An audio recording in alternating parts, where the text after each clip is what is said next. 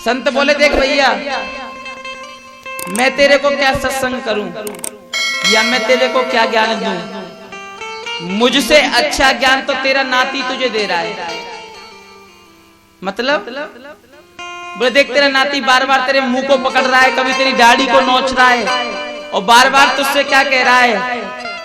वे व्यक्ति बोला, ये कह रहा है बाबा बाबा। अब दाढ़ी नोचे नाती कहे बाबा। तो बोले देख, शुद्ध तोतली वाणी पर कुछ तो मन में शर्माओ। नाती कहने लगे बाबा, अब तो बाबा कह जाओ।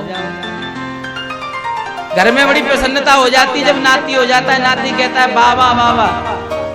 तो लोग सोचते हैं कि अब तो हम बाबा हो गए।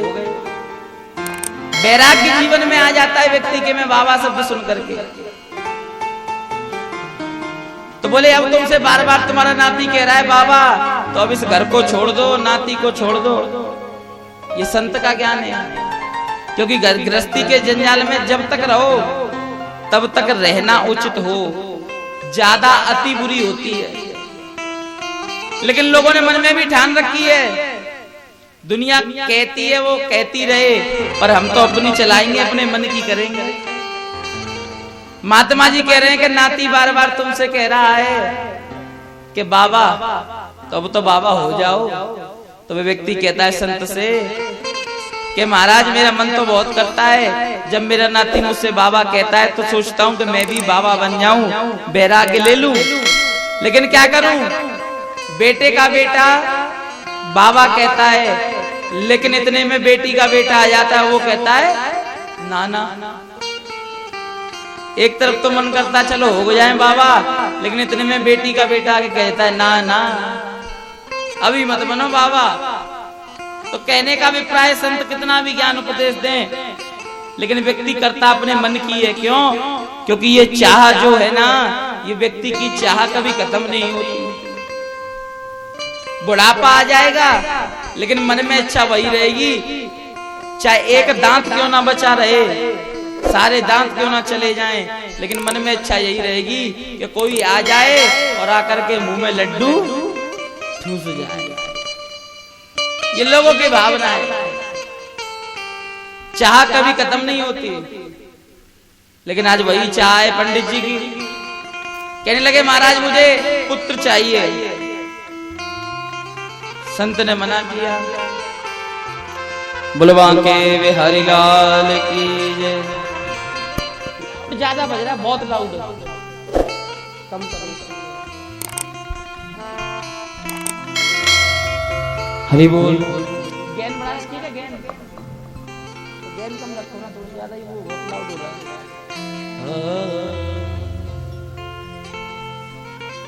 थोड़ा कम करो भाई। श्री राधे। बहुत तेज कर देते।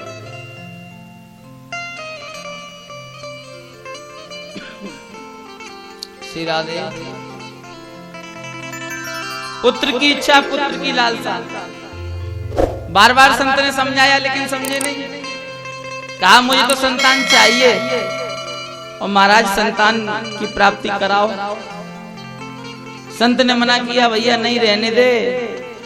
अच्छा निकलेगा तो खुशी होगी, बुरा निकलेगा तो रोएगा।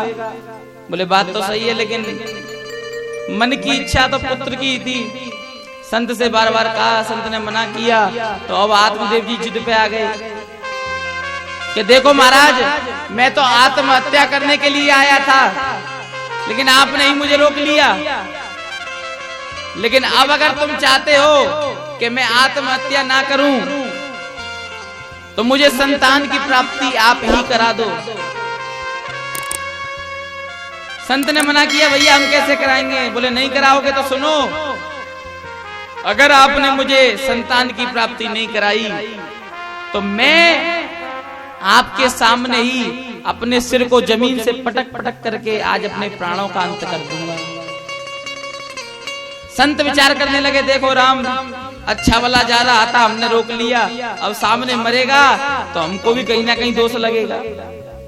संत के मन में बड़ी चिंता। अब बेचारे संत गिर गए, कहने लगे रुक जा भैया, झोले से एक फल निकाला और फल निकाल करके आज आशीर्वाद स्वरूप मंत्र पढ़ करके दे दिया।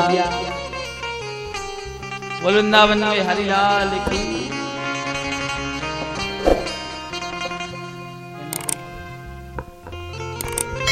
हमारे दीपू भैया हैं, माला पहनाकर भाग सम्मान कर रहे हैं। दीपू भैया के लिए जोरदार एक बार ताली बजा दो।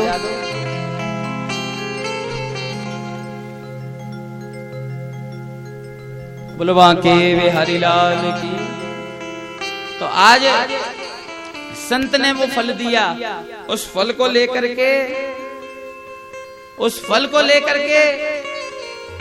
आज बड़े गदगद हो गए आत्मदेव जी महाराज, और गदगद होकर के सीधे अपने घर की ओर दौड़ लगाई है। और घर में जाकर के चिल्ला करके कहने लगे, अरे धुंधली देवी बाहर निकल, धुंधली बाहर आ, देख मैं तेरे लिए क्या लाया हूं। धुंधली अपनी सहेली से बात कर रही थी, सुना के इतनी जोर जोर से चिल्ला रहे हैं तो जरूर कोई अच्छी चीज लेकर के आए। बाहर निकल करके आई, कहने लगी दिखाओ, लेकिन आज पंडित जी ने उस फल को छुपा लिया। बोले ऐसे नहीं दिखाएंगे। बोले बताओ तो फिर क्या है, किस लिए चिल्ला रहे हो। बोले ये कोई साधारण चीज नहीं है, ऐसे नहीं दिखाएंगे, पहले तुम अपनी आंखें बंद करो। धुंधली देवी बोली जरूर कोई सोने का हार वार होगा जो इतना छुपा रहे हैं, कोई बड़ी चीज होगी। धुंधली देवी कहने लगी ठीक है आंख बंद करती हूँ। आंख बंद कर ली। अब पंडित जी ने उस फल को निकाला और सामने लेकर के कहा आंखें खोलो और देखो मैं क्या लेकर के आया हूँ। जैसे ही धुंधली ने आंखें खोली और सामने उस फल को देखा, धुंधली देखकर कहने लगी अरे चिल्ला तो ऐसे रहे थे कि जैसे 9 लाख का हार लेकर के आए हो, ये तो साधारण सा फल है, इसमें क्या ऐसा है। आत्मदेव जी महाराज कहने लगे अरे बाबरी तुझे यही तो नहीं पता ये फल कैसा है, 9 लाख के हार से भी बड़ा ये फल है। बोले क्यों। बोले ये कोई ऐसा वैसा फल नहीं है, ये एक संत का दिया हुआ प्रसाद है। इस फल को खा करके तुम संतान उत्पन्न कर सकती हो। इस फल को खाने से हमारे घर में हमारे कुल का दीपक आएगा। धुंधली ने विचार किया कि फल से भी कभी संतान होती है क्या? लेकिन आत्मदेव जी ने जिद की और पकड़ा दिया, ले इस फल को खा ले। अब पंडित जी तो बाहर चले गए, लेकिन धुंधली देवी जो अपनी सहेली से बतला रही थी, उस सहेली के पास जाती है और उस सहेली से कहती है देखो तो सही हमारे पतिदेव भी पता नहीं क्या क्या करते रहते हैं। बोले क्या किया। बोले कि संत के पास गए थे और संत से फल लेकर के आए हैं और कह रहे हैं कि इस फल को खा लो तुम्हारे यहाँ संतान हो जाएगी। एक बात बताओ, फल खाने से भी कभी संतान होती है क्या?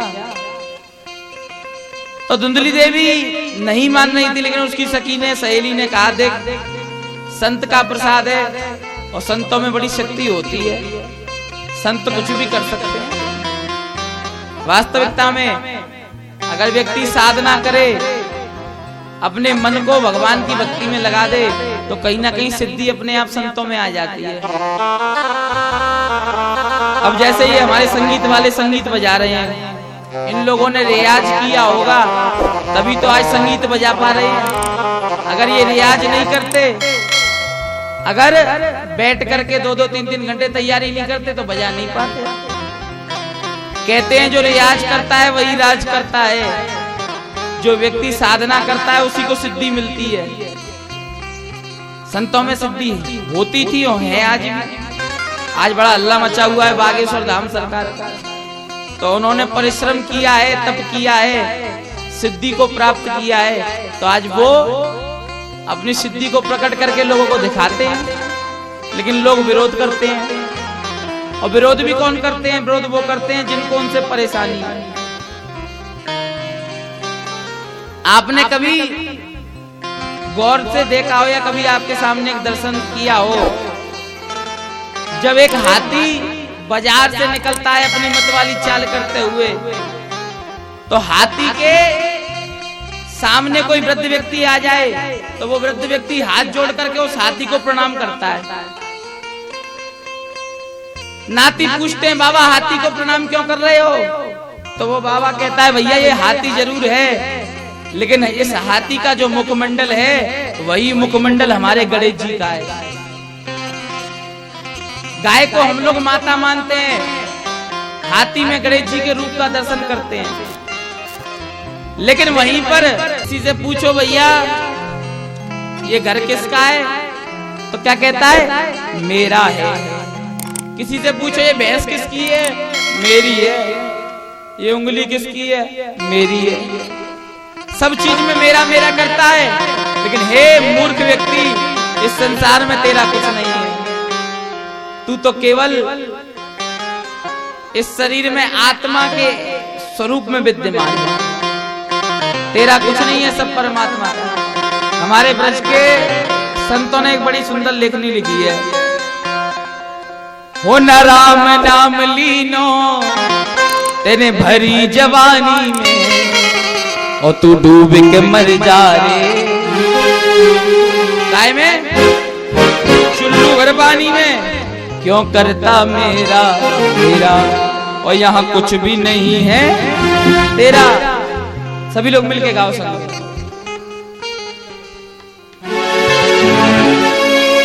ना राम नाम लीनो तेने भरी जवानी में,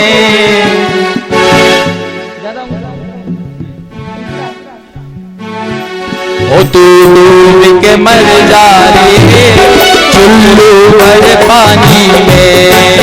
तू डूब के मर जा रे चुल्लू भर पानी में। ना राम नाम लीनो ना हरि को नाम लीनो तेने भरी जवानी में। तू डूब के मर जा रे चुल्लू भर पानी में। तू डूब के मर जा रे चुल्लू भर पानी में। हरि बोल।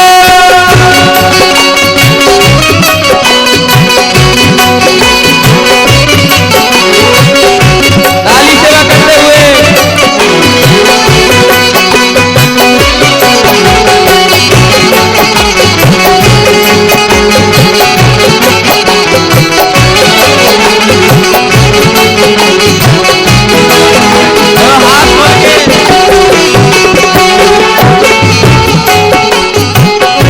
और क्या कहा? कालायो आठी में मिल जाएगो माटी में। कालायो आठी में मिल जाएगो माटी में। कालायो आठी में मिल जाएगो माटी में। कालायो आठी में मिल जाएगो माटी में। तेरी एक बिना काया कस जाएगी गांठी में। ओ तेरी एक दिन काया कस जाएगी माटी में। पानी को बबूला है, पानी को बबूला है, मिल जाएगा पानी में। तू डूब के मर जा रे चुल्लू भर पानी में। तू डूब के मर जा रे चुल्लू भर पानी में। ना राम नाम लीनो ना हरि को नाम लीनो तेने भरी जवानी में। तू डूब के मर जा रे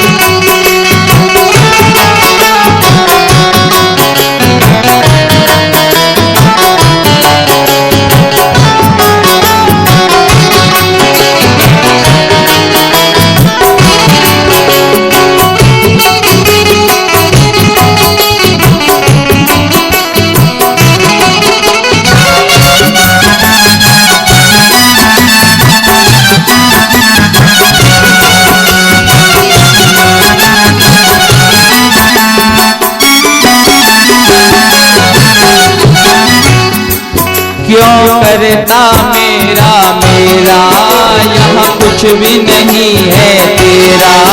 क्यों करता मेरा मेरा, यहाँ कुछ भी नहीं है तेरा। तेरा एक दिन होगा भैया मरघट में तेरा। तेरा एक दिन होगा तेरा मरघट में तेरा। कछु कमाए नहीं पायो, कछु कमाए नहीं पायो, ऐसी जिंदगानी में।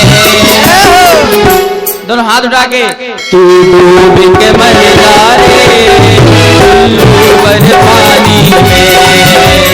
डूब के मर जा रे ऊपर पानी में।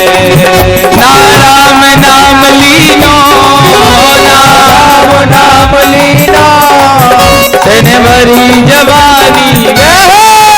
डूब के मर जा रे ऊपर पानी में। डूब के मर जा रे ऊपर पानी। पीछे तक दोनों हाथ जाके हरि बोल।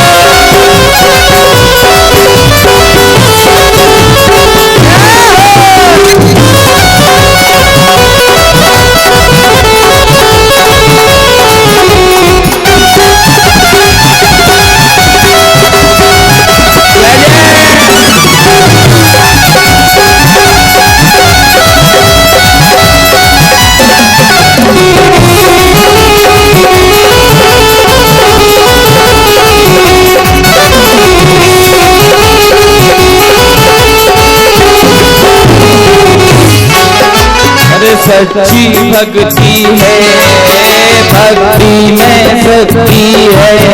होकर सच्ची भक्ति है, भक्ति में शक्ति है। या भक्ति से भैया मिल जाएगी मुक्ति है। या भक्ति से भैया मिल जाएगी मुक्ति है।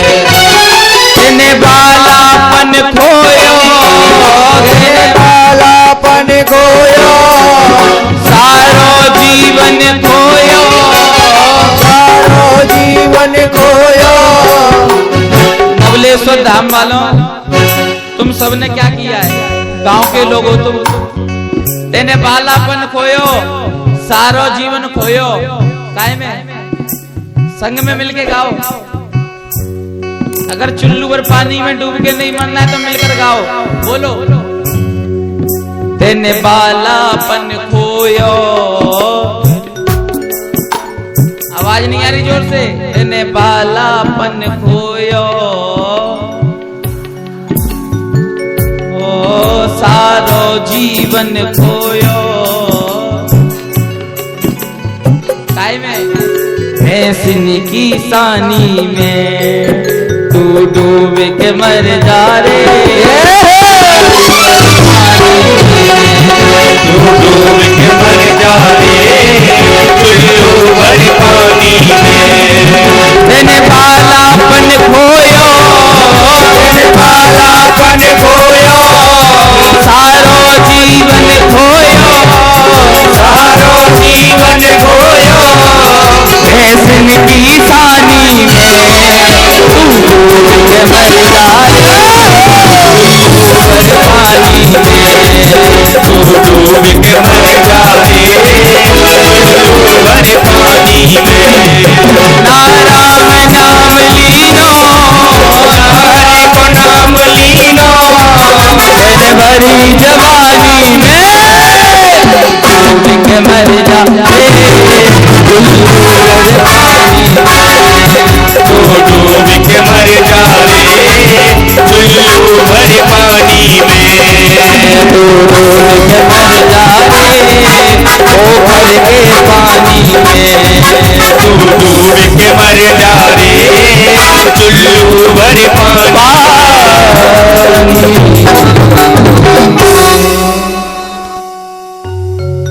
तेने बालापन खोयो, सारो जीवन खोयो भैंसन की सानी में। और तू डूब के मर जा रे चुल्लू भर काय में। चुल्लू भर काय में। अरे जोर से बोलो। आज व्रत है क्या किसी का? खाना खा के कौन कौन नहीं आया? हाथ उठा के बताओ। सब खा के आयो, लेकिन तो बोलवे में शर्म। जो कहते हैं ताने करी शर्म बाके फूटे, क्या फूटे? कर्म। तो यहाँ भागवत में आके तुम अपने कर्मन मत खोरो, इसलिए शर्म मत करो। तो आज आत्मदेव जी महाराज को समझाया है किसने? गोकर्ण जी महाराज ने कि पिताजी ये जो देह है ना, ये केवल एक मांस का टुकड़ा है, पिंड है। ये शरीर जिसको तुम सजाने में लगे पड़े रहते हो, ये शरीर किसी मतलब का नहीं है। जिस समय अंतिम क्षण आएगा ये शरीर चिता पे चले जाएगा और जल करके राख हो जाएगा, भस्म हो जाएगा।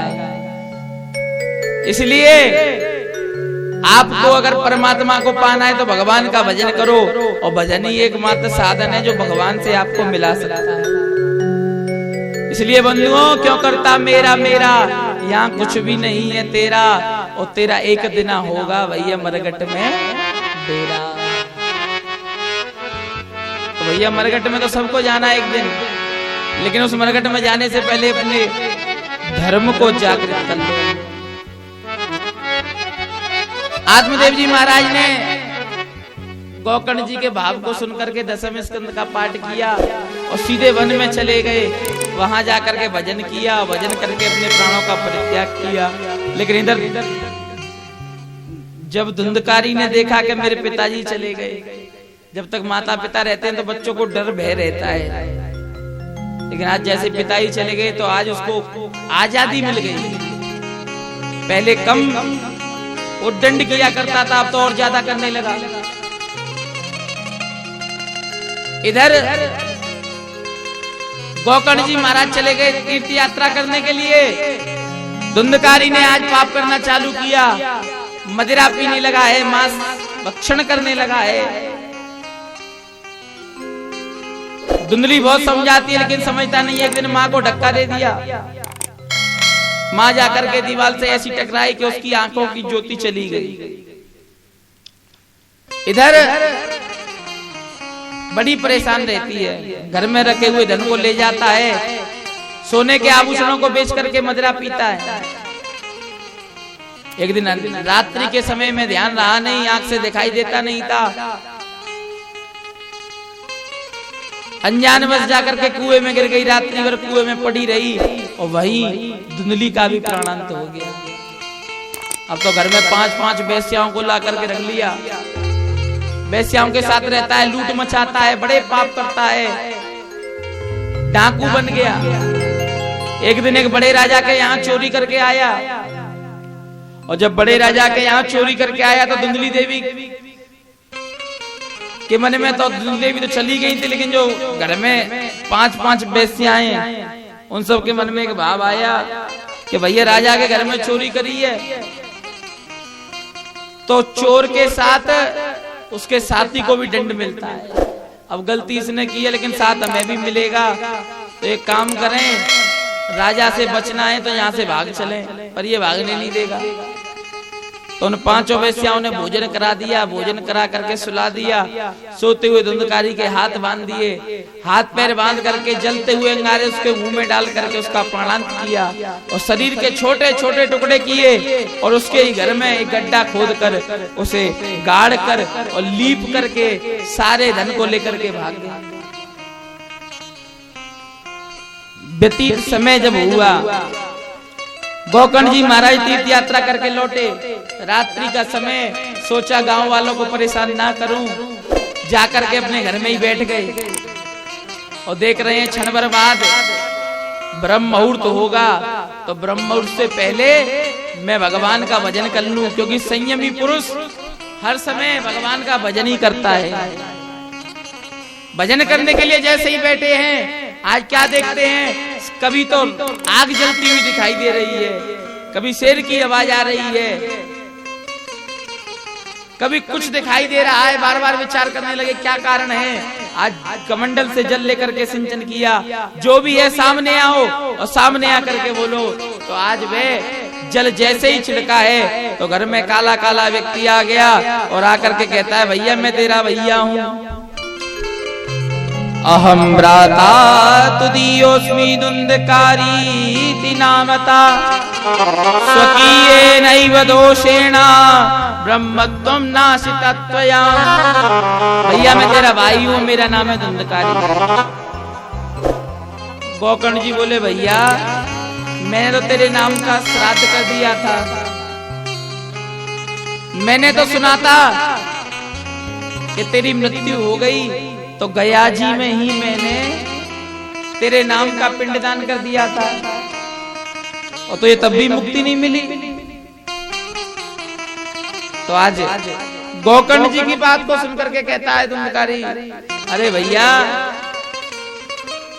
तुम्हें नहीं पता, एक बार नहीं कई बार तुम मेरे पिंडदान कर दो तब भी मुझे मुक्ति नहीं मिलेगी। बोले क्यों? बोले मैं कोई साधारण नहीं हूं, मैं पापी नहीं महापापी हूं, मैंने बड़े पाप किए हैं, इसीलिए मुझे आज प्रेतियों नहीं मिली है। इसलिए भैया कृपा कर, अहो बंदो कृपा सिंधु, हे कृपा मई गोकर्ण तू अब मुझ पर कृपा कर और कृपा करके मुझे इस प्रेत योनि से छुटकारा दे। गोकर्ण जी महाराज मन में विचार कर रहे हैं मैं करूं तो करूं क्या। तो गोकर्ण जी महाराज ने कहा कि भैया पिंडदान से भी अगर तुझे मुक्ति नहीं मिली तो मुक्ति कैसे मिलेगी। तो वहां पर धुंधकारी कहता है एक गया नहीं कितनी भी तू गया में पिंडदान कर। गया सादात ने नापि मुक्ति में ना भविष्यति उपाया परमं किंचिम विचार्या था समाप्रभा। भैया गया में अगर पिंडदान करने से मुक्ति नहीं मिलती तो दुनिया तो गया जी जाती है।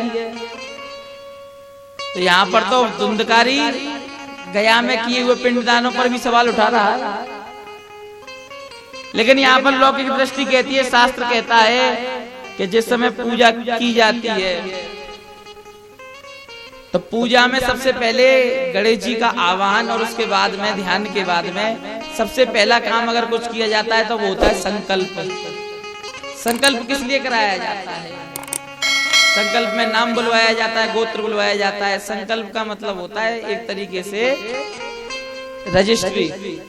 अब आपके पास घर का मकान होगा, खेत होंगे, तो मकान की रजिस्ट्री होगी, खेत का भी आपके पास कोई ना कोई कागज तो होगा जिसे आप सरकार के सामने दिखाओगे कि हाँ ये घर हमारा है, ये खेत हमारे हैं। ऐसे ही भगवान की पूजा में जब हम संकल्प करते हैं तो संकल्प में भगवान को हम साक्षी मान लेते, अपना नाम गोत्र लेकर के, समय वार पक्ष कह करके हम भगवान से कहते हैं कि प्रभु अब एक तरीके से हम संकल्पित होकर के आपकी इस पूजा को कर रहे हैं, तो उस संकल्पित पूजा का फल भगवान देते हैं। कोई भी चीज करोगे पूजा में तो पहले संकल्प कराया जाएगा। क्यों? क्योंकि उस संकल्प को कर करके आपके पास एक तरीके से एक प्रूफ हो जाता है कि हाँ हमने पूजा की। लेकिन जिस समय पर पिंडदान हुआ होगा तो गोकर्ण जी महाराज ने आत्मदेव जी का गोत्र बोल करके धुंधकारी को पिंडदान दिया होगा। लेकिन आप सबको पता है धुंधकारी आत्मदेव जी का पुत्र था ही नहीं, दुनिया की नजर में था, लेकिन था उस सखी का मित्र जिससे धुंधली देवी ने उसको लिया था बलदेव में पैसे देकर। इसलिए पिंडदान करने पर भी मुक्ति नहीं मिली, वरना गया में आज भी शक्ति है। गया जी में पिंडदान करने पर मुक्ति मिल जाती है। वृंदावन बिहारी लाल की। ब्रह्म मुहूर्त पूरा हुआ, सुबह सुबह सारे गांव वालों को गोकर्ण जी ने ये बात बताई। उन्होंने कहा महाराज क्या किया जाए। किसी गांव वाले के पास उत्तर नहीं था कि प्रेत योनि से कैसे मुक्त हुआ जाए। तो आज गोकर्ण जी महाराज ने दोनों भुजाओं को उठाया है आकाश मंडल की ओर और हाथ जोड़ करके सूर्य देवता से ही प्रार्थना करने लगे, हे सूर्य देवता अब आप ही बताओ। तत सर्वे सूरवया तन्मे मृतस्ति ततया परम गौकर्णा सावता चक्रे सूरवे गण्य वे तदा। गौकर्ण जी महाराज सूर्य देवता से प्रार्थना कर रहे हैं, महाराज कोई उपाय बताइए। तुभ्यम नमो जगत सर्विम ब्रूहि में ना तु मुक्तिमाम और तक्षतम दूरता सूर्या सुतमित्या जनवास। मेरे भाई धुंधकारी को इस प्रेत योनि से कैसे मुक्ति मिलेगी? तो सूर्य देवता ने भी दृढ़ विश्वास से कह दिया, चिंता मत करो, केवल एक काम कर लो। बोले क्या? बोले श्रीमद् भागवतान मुक्ति सप्ताहम वाचनम कुरु। श्रीमद् भागवत कथा के श्रवण से तेरे भाई को मुक्ति मिल जाएगी। साप्ताहिक श्रीमद् भागवत 7 दिन की भागवत करो और उससे मुक्ति प्राप्त कर लो। इसलिए भागवत का विधान 7 दिन का होता है, लेकिन लोग 1 महीने भी करते हैं, 11 दिन भी करते हैं, 9 दिन भी करते हैं, 10 दिन भी करते हैं, लेकिन वास्तविक जो विधान है वो साप्ताहिक है। श्री सूत जी महाराज ने भी जो बताया है कि श्री सुखदेव जी महाराज ने राजा परीक्षित को जो कथा सुनाई वो भी 7 दिन की साप्ताहिक कथा। गौकर्ण जी महाराज ने भी जो कथा सुनाई वो भी 7 दिन की साप्ताहिक कथा का ही सूर्य भगवान ने कहा है, जो 7 दिन की कथा सुनाओगे तो मुक्ति मिल जाएगी। पंडित जी ने कथा कहना चालू किया तो धुंधकारी आता है, किसी और को नहीं दिखाई दे रहा, केवल गौकर्ण को दिखाई दे रहा। आसन डाल दिया, सामने बैठता है, लेकिन हवा उड़ा के ले जाती है। प्रेत योनि ऐसी है, ना बैठ सकता है ना खा सकता है। विचार करने लगा कि मैं कथा को कैसे सुनूंगा। तो जहां कथा हो रही थी वहीं पास में बांस की खेती हो रही थी। एक बांस में जाकर के आज विराजमान हो गया और 7 दिन तक कथा को सुना। वे संज्ञा ग्रंथि वेदो नाना शब्दा पश्य सात्मदाम। कथा को सुनता है, पहले दिन की कथा हुई तो बांस की पहली गांठ फटी तो सारे गांव वाले समझ गए कि हाँ भैया कोई है जो कथा सुन रहा है। ऐसे करते करते द्वितीय और तृतीय 3 दिन 4 दिन एक दिन करते हुए एवं 7 दिनश्चैवा सप्त ग्रंथि विभेदनम। 7 दिन पूरे होने पर उन बांस की 7 गांठों को फटने के बाद में वो बांस बीच में से फट गया और एक देवता का स्वरूप लेकर के व्यक्ति उत्पन्न हुआ और उत्पन्न होकर के आया है और भागवत के आगे खड़ा हो गया। और वो कौन था? बोले वही धुंधकारी। हाथ जोड़ करके कहने लगा, धन्यम भागवती वार्ता प्रेत पीड़ा विनाशिनी सप्तयोपि तथा धन्यम कृष्ण लोका फलप्रदा। अरे गौकर्ण भैया, धन्य है ये श्रीमद् भागवत की कथा। ये श्रीमद् भागवत प्रेत को भी तार देती है। भक्तों को तो तारती है सो तारती है, लेकिन प्रेतों को भी तार देती है। कौन? ये श्रीमद् भागवत की कथा। धन्य भैया, इस कथा को मैं बार बार वंदन करता हूँ। भूबुदाइवतो येषु मासका इव जन्तनु जयन्तो मरणयेवानं कथा श्रवणवर्जिता। सुंदर कथा का प्रभाव। आज भगवान के धाम को देने वाली कथा जब हुई तो भगवान विष्णु के पार्षद आए और आकर के धुंधकारी से कहने लगे बैठ जाओ। धुंधकारी बैठ गया और बैठ करके धुंधकारी को लेकर के जाने लगे तो आज गौकर्ण जी महाराज ने विमान को रोक लिया, पकड़ लिया और रोक करके आज भगवान विष्णु के दूतों से संवाद किया। अत्रेवा बहवा सन्ति श्रोतानं मम निर्मला आनीतानि विमानानि नाते सायुगात्मका। अरे भैया, कथा तो पूरे गांव वालों ने सुनी है, केवल धुंधकारी के लिए विमान क्यों? कथा सुनने में भी कोई अंतर है क्या? सबने कथा सुनी है तो विमान एक आदमी के लिए क्यों, सबके लिए क्यों नहीं? तो वहां पर भगवान विष्णु के दूत कहते हैं भैया कथा भले ही सबने सुनी है, लेकिन जिस तरीके से धुंधकारी ने सुनी है वैसे गांव वालों ने नहीं सुनी है। सबका अंतर अलग अलग। श्रवणस्याविवेदेन फलवेदो तत संसृता श्रवण तु कृतम सर्वै तथा मानवा कृतम। सबके सुनने में अलग अलग अंतर होगा, इसलिए भैया सबको भला अलग अलग मिलेगा। बोले मतलब, बोले देखो किसी ने तो भोजन करके सुनी, कोई कथा में आके कथा सुन भी रहा था, लेकिन कोई कथा में बैठा है और मन घर में लगा हुआ है। कई तरह के श्रोता होते हैं साहब, लेकिन केवल धुंधकारी ऐसा है जो कथा को सुनता नहीं है, सुन करके आवृत्ति करता है। कथा सुनने का मतलब ये नहीं कि बैठ गए बस, जो व्यास जी ने कह दिया सुन लिया होगा। सुनने के बाद में बैठ करके घर में चिंतन करो, मनन करो कि आज हमने ये सुना है, तो उसको अपने दिमाग में ऐसा बिठा लो कि आज की कथा कल तक आपके दिमाग से निकले नहीं। लेकिन धुंधकारी ऐसा ही करता है, सुबह सुनता है, शाम को बैठकर ध्यान करता है कि आज मैंने क्या सुना।